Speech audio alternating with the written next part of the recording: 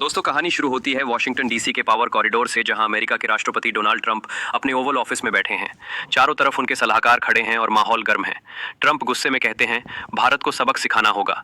एक साइन होता है और आदेश निकलता है, भारत से आने वाले सामान पर 50% का भारी टैरिफ। ट्रंप को भरोसा था कि ये एक तीर से दो शिकार करेगा। भारत अमेरिकी शर्तें मानेगा और रूस से दूरी बना लेगा। लेकिन दोस्तों, यहाँ ट्रंप ने भारत की असली ताकत को कम आंक लिया। भारत सिर्फ एक देश नहीं, 140 करोड़ उपभोक्ताओं का महासागर है। यहाँ जो कंपनी टिक जाती है वो दुनिया के दिग्गजों में शामिल हो जाती है। ट्रंप को लगा भारत तुरंत झुक जाएगा, पर वे भूल गए कि भारत का डीएनए विदेशी दबाव के आगे झुकने का नहीं है। जब मामला सम्मान का हो तो चाहे सामने अमेरिका जैसी महाशक्ति ही क्यों ना हो, भारत पूरे दमखम के साथ मैदान में उतरता है। जैसे ही टैरिफ का ऐलान हुआ, भारत में गुस्से की लहर दौड़ गई। ये गुस्सा सिर्फ सोशल मीडिया तक सीमित नहीं रहा, बल्कि चाय की दुकानों, कॉलेजों, दफ्तरों, यहाँ तक कि गांव की चौपालों तक फैल गया। ट्विटर, इंस्टाग्राम पर #बॉयकॉट USA और #बॉयकॉट अमेरिकन प्रोडक्ट्स ट्रेंड करने लगे। लोगों ने साफ कह दिया, अगर हमारे सामान पर टैरिफ लगाया तो हम तुम्हारा सामान नहीं खरीदेंगे। ये कोई खाली धमकी नहीं थी, बल्कि भारत की उपभोक्ता शक्ति का असली प्रदर्शन था, क्योंकि इस देश में जनता की एकजुटता किसी भी हथियार से ज्यादा घातक। दोस्तों, भारत के इस आंदोलन की शुरुआत बाजार से हुई। कोका कोला की जगह लोग नींबू पानी और देशी ड्रिंक अपनाने लगे। एप्पल की जगह माइक्रोमैक्स, लावा और अन्य भारतीय ब्रांड्स की बिक्री बढ़ गई। डोमिनोज और स्टारबक्स जैसे ब्रांड्स के आउटलेट खाली दिखने लगे। ई कॉमर्स दिग्गज अमेजॉन और वॉलमार्ट को भी झटका लगा, क्योंकि लाखों भारतीय ग्राहकों ने उनका बहिष्कार शुरू कर दिया। ये कोई गुस्से में उठाया गया कदम नहीं था, बल्कि एक सोची समझी रणनीति थी। भारत जानता था, अगर अमेरिकी कंपनियों के मुनाफे पर चोट पहुंची तो वही कंपनियां व्हाइट हाउस पर दबाव डालेंगी कि भारत से टकराव खत्म करो। और दोस्तों, यहीं से कहानी में असली ट्विस्ट आया। अमेरिका के अंदर ही ट्रंप के खिलाफ माहौल बनने लगा। एक नामी थिंक टैंक ने सर्वे किया। 53% अमेरिकी जनता मानती थी कि भारत पर लगाया गया टैरिफ गलत है, यानी बहुमत अपनी ही सरकार के खिलाफ और भारत के साथ खड़ा था।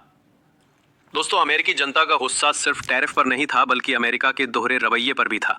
एक तरफ अमेरिका भारत पर रूस से तेल खरीदने का आरोप लगा रहा था, दूसरी तरफ सच्चाई ये थी कि उसी साल भारत ने अमेरिका से तेल आयात 50% बढ़ा दिया था।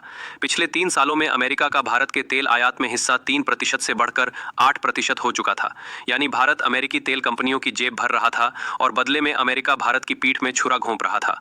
भारत ने समझ लिया, अब वक्त है अपना सबसे बड़ा हथियार निकालने का, और वो हथियार था 140 करोड़ लोगों का उपभोक्ता बाजार। व्हाट्सएप, पेप्सी, डोमिनोज, अमेजॉन, इन सब की सबसे बड़ी बिक्री भारत में होती है। अगर यहाँ के लोग खरीदना बंद कर दें तो इनके मुनाफे में गिरावट आना तय है। जनता ने मोर्चा संभाला और सरकार ने कूटनीति। पीएम मोदी ने मेड इन इंडिया और आत्मनिर्भर भारत को एक अभियान बना दिया। विदेशी कंपनियों से साफ कहा गया, अगर भारत में कमाना है तो यहीं उत्पादन करना होगा। ट्रंप का असली इरादा सामने आया। वे चाहते थे कि भारत अमेरिकी डेयरी और कृषि उत्पादों के लिए अपना बाजार खोले। अगर ऐसा होता तो करोड़ों भारतीय किसानों की रोजी रोटी खतरे में पड़ जाती। भारत ने यहाँ मास्टर स्ट्रोक खेला। उसने अपने कृषि कार्ड से अमेरिका की दुखती रग दबा दी। हम किसानों के साथ कोई समझौता नहीं करेंगे।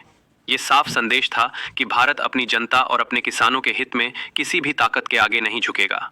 इस जंग ने दुनिया को नया सबक दिया। एक मजबूत घरेलू बाजार किसी भी सैन्य हथियार से ज्यादा ताकतवर होता है।